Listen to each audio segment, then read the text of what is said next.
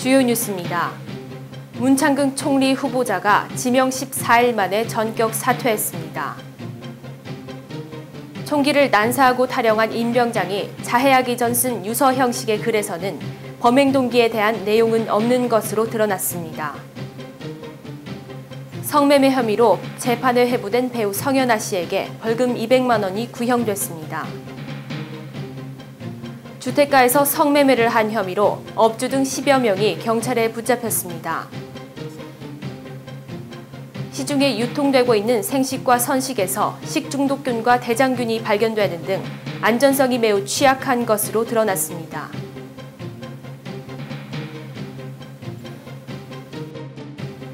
문창극 총리 후보자가 오늘 오전 정부 서울청사 브리핑실에서 기자회견을 열고 지명 14일 만에 전격 자진 사퇴했습니다. 기자회견에서 문 후보자는 지금 시점에서 사퇴하는 게 박 대통령을 도와주는 것이라고 판단했다며 후보직에서 물러난다고 밝혔습니다. 문 후보자는 박근혜 대통령을 도와드리고 싶었지만 자신이 총리 후보로 지명을 받은 후 나라가 극심한 대립과 분열 속으로 빠져들어가 사퇴할 수밖에 없다고 말했습니다. 문 후보자는 국회가 인사청문회 개최 의무를 지키지 않고 언론이 왜곡 보도로 자신을 반민족주의자, 친일주의자로 몰았다며 서운함을 나타내기도 했습니다. 국방부 김민석 대변인은 오늘 브리핑을 통해 부대원들에게 총기를 난사한 뒤 달아난 임병장이 자살을 시도하기 직전에 쓴 유서 형식의 글에서 범행 동기를 추측할 만한 구체적인 내용은 없었다고 밝혔습니다. 김 대변인은 A4 용지 3분의 1가량의 분량에는 자신이 저지른 일에 대해 반성하고 유가족과 자신의 가족에 대해 사과하는 내용이 담겨 있었다고 말했습니다. 이에 따라 이번 사건의 정확한 범행 동기는 임병장과 생존자, 목격자 등에 대한 군수사본부의 수사 과정에서 드러날 것으로 보입니다. 수원지방검찰청 안산지청은 성매매 혐의로 재판에 회부된 배우 성현아 씨에게 벌금 200만 원을 구형했습니다. 또 상대 남성에게는 벌금 300만 원, 브로커에게는 징역 1년 6개월을 구형했습니다.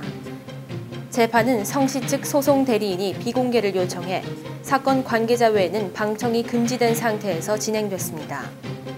성씨는 지난 2010년 상대 남성과 3차례에 걸쳐 성관계를 맺고 5천여만 원을 받은 혐의로 약식 기소됐지만 무죄를 주장하며 정식 재판을 청구했습니다.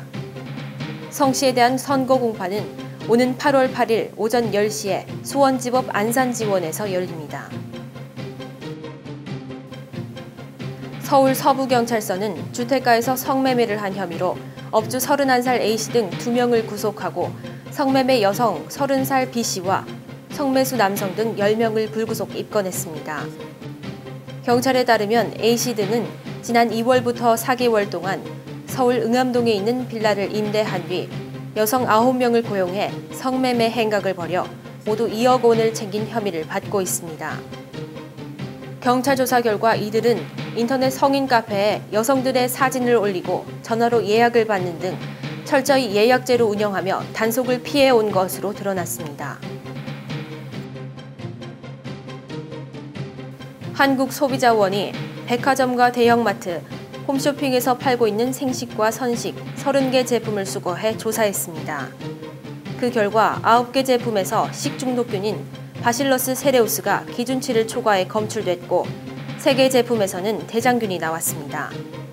특히 백화점과 대형마트에서 판매 중인 즉석 제조 선식 8개 제품 가운데 4개 제품이 식중독균이나 대장균에 오염된 것으로 확인돼 안전성이 취약한 것으로 나타났습니다.